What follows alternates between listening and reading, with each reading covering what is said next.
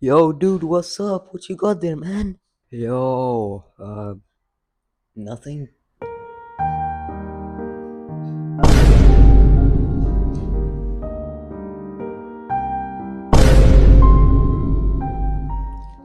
Let's face it, we've all been there. Some random guy in the school hallway sprays down the most diabolical body spray known to mankind.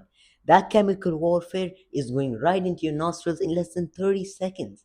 But how does that thing even reach your nose? I mean, it doesn't just teleport there, right?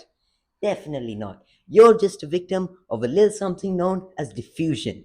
Diffusion? What's that? Well, that's what we're going to be learning today in this video. And please put that spray down.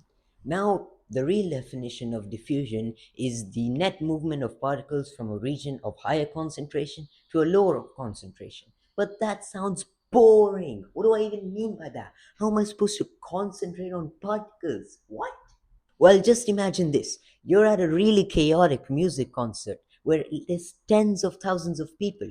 You do not want to be squished in the middle of so many others. So you go to a place where there's a lot less people so that not only can you enjoy the music, but also not risk getting trampled on every few minutes. That's similar to what particles do. They also go to places where there's a lot less particles, and that's sort of how diffusion works. The particles just go around randomly. They spread out, they collide with other particles, but they go to places where there's less of them. That's why they go from a place of higher concentration, where there's more of them, to a place of lesser concentration, where there's less of them. And that's just how diffusion is. Now, can we necessarily call particles lazy for doing this?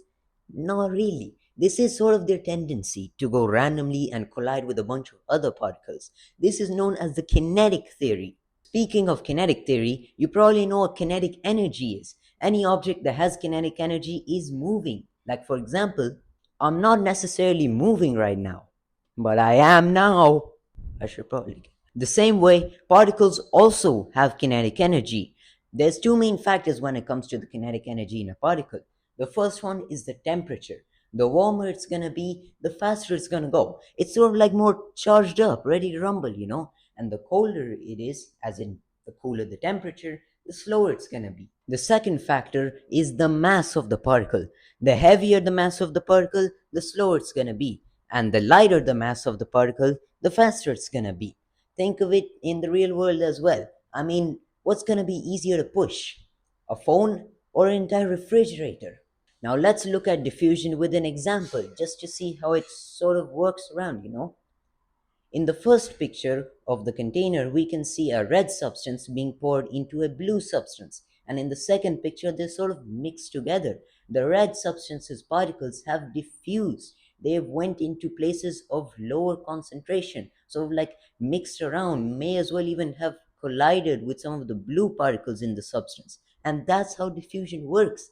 It's just moving from a place of higher concentration to a place of lower concentration. Boom, explain. Now you know what diffusion is. Net movement going from places of higher concentration to lower concentration and all of that stuff. That's great. So, thank you for watching this video. That's about it for today, and I'll see you in the next one. Keep learning.